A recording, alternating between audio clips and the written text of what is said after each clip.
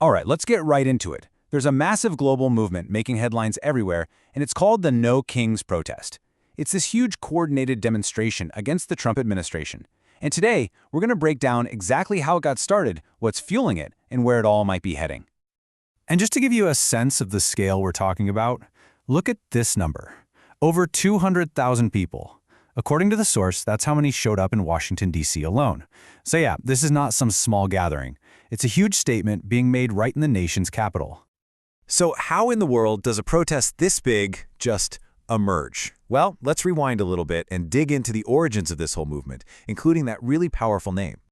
The name they chose, No Kings. Well, according to the source material, it's way more than just a catchy slogan. It gets right to the heart of the fear that's driving this thing. It's a major pushback against what protesters see as a slide toward dictatorship, and really a call to action to save democratic principles in the U.S. You know, this movement didn't just appear overnight. Our source says it actually kicked off back in June of 2025 with thousands of rallies.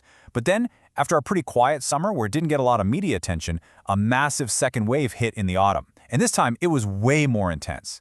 And now, it's gone global, spreading to places like the UK, Germany, Spain, Italy, and Canada. Okay, so we've got the what and the when. But let's get to the most important part, the why. The source material points to three main policy areas that are really fueling all this anger. And we're going to start with a huge one, immigration. The source lays out a whole list of immigration policies. We're talking about more ICE raids, really sharp cuts to the number of refugees allowed in, and even legal challenges to birthright citizenship.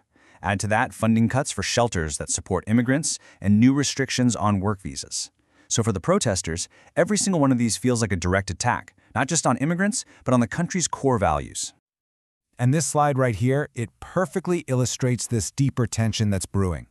When the administration sends the National Guard to state borders, they call it a border security emergency.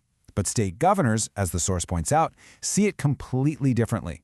They see it as a massive federal overreach that tramples on their authority. It's become this classic showdown of states' rights versus federal power.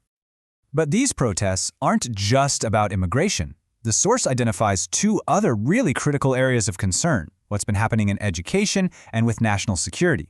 And you'll see how all of this ties back to that central No Kings theme of perceived government overreach.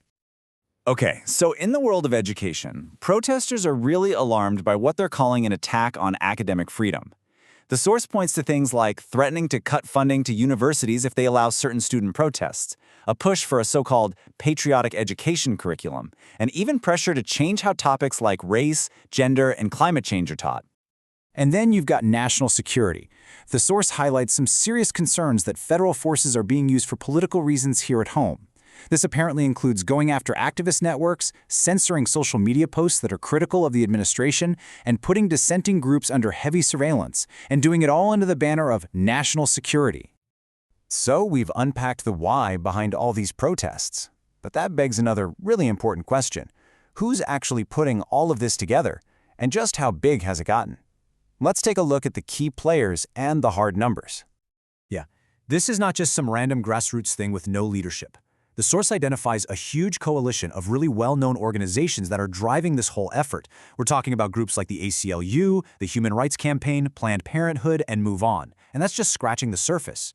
Having these established organizations involved gives the whole movement some serious organizational muscle. And that muscle is definitely flexing.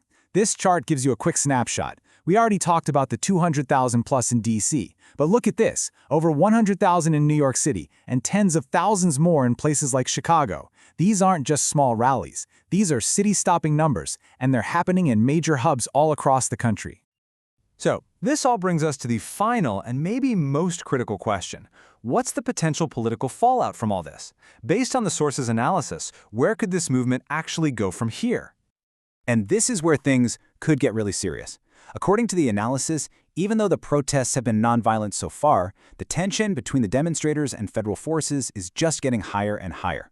The big concern is that it's basically a ticking clock, and any wrong move could spark a violent confrontation. And this quote from our source, V.R. Raja, just perfectly sums up the stakes here.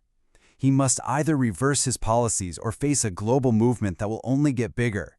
It really frames the situation as this clear ultimatum, with an incredible amount of pressure building up from all sides.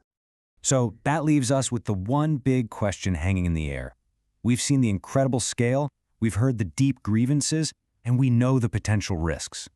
Could these global protests be a genuine turning point? I guess that's what the whole world is watching to find out.